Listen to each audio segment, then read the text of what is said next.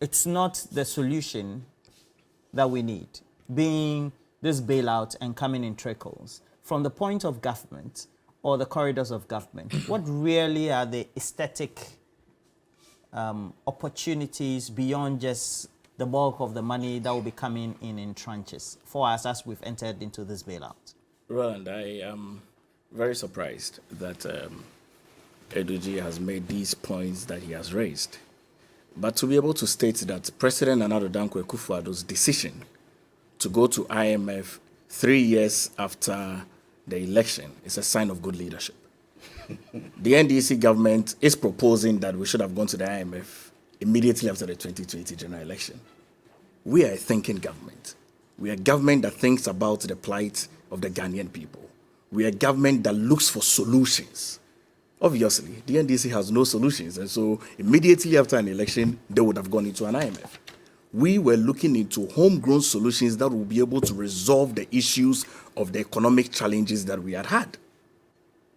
Clearly, to go into an IMF program immediately after a general election means that one is not ready to think outside the box to bring solutions to solve our own predicament economically. So that's the NDC for you, for the Ghanaians to see. Which were the solutions? Well, I'm coming to it. I told you actually what had been the end result of the thinking coming to outside it. the box. Which were the solutions? Roland, you recall that our government cut down expenditure very clearly to ensure that we are able to meet up to our revenue mobilization. Cut down expenditure extensively with a reduction of salaries, cut down expenditure extensively with a reduction of fuel allowance, cut down expenditure extensively with the new establishment of public offices, cut down expenditure extensively with the existing of travels that were not mandatory, cut down expenditure extensively as it relates to the purchase of vehicles for government officials. Extensively, all these expenditure that government put out, it's an outside of the box thinking. Number two, government sought to introduce an electronic levy tax, which is an outside the box thinking. Roland, we live in a country where a sizable part electronic levy? Yes, very much so. It's outside the box? It's very much outside the box thinking. Did any other government propose that? If you live in a country where the SIM cards are close to about 44 million SIM cards, and you sought to digitalize the Ghanaian economy and seeing that the digital economy is growing exponentially, and then you are seeing that people are trading on the digital market and the digital platform, our government sought to introduce an electronic levy tax. I mean, it went through the various conversations, and now we are charging 1% per transactions, seeking the life and livelihood of the poor and looking into these transactions coming to boost our revenue mobilization efforts.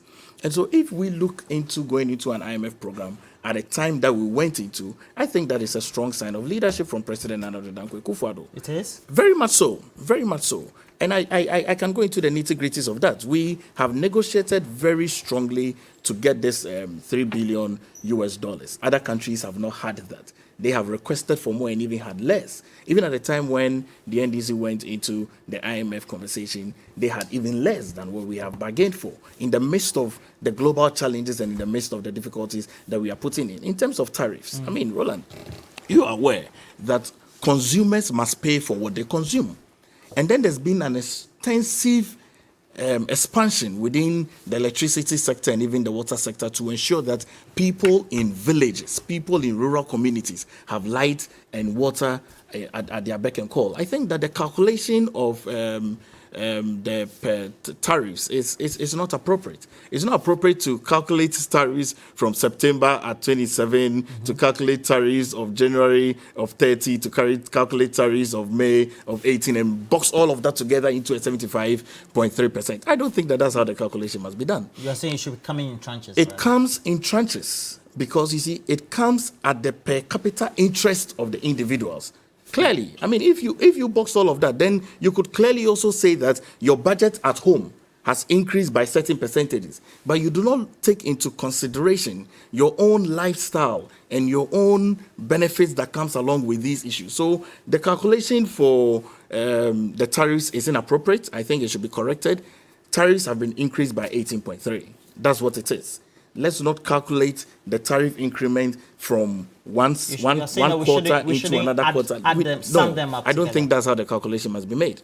In terms of employment, yes, agreeable. I mean, all government. Is it not true that the 18% is also an increment over a previous one? It's not a problem. So if, let's say, I'm calculating for 3 quarters as an individual or a household, I'll say that for this year, for over the last 2 quarters or 3 quarters, since September coming into the beginning of this year, the first quarter, second quarter, I've experienced in excess 70% incrementing. No, you can't do that. I think that's an inappropriate calculation. Right. In the midst of this, government has increased salaries by 30% of public service and civil servants. I mean, as of January, when we had the government negotiation team meeting with organized labor, it's never happened in this country. Now, we talk about employment. The higher part of employability within this country lies at the beck and call of the private sector.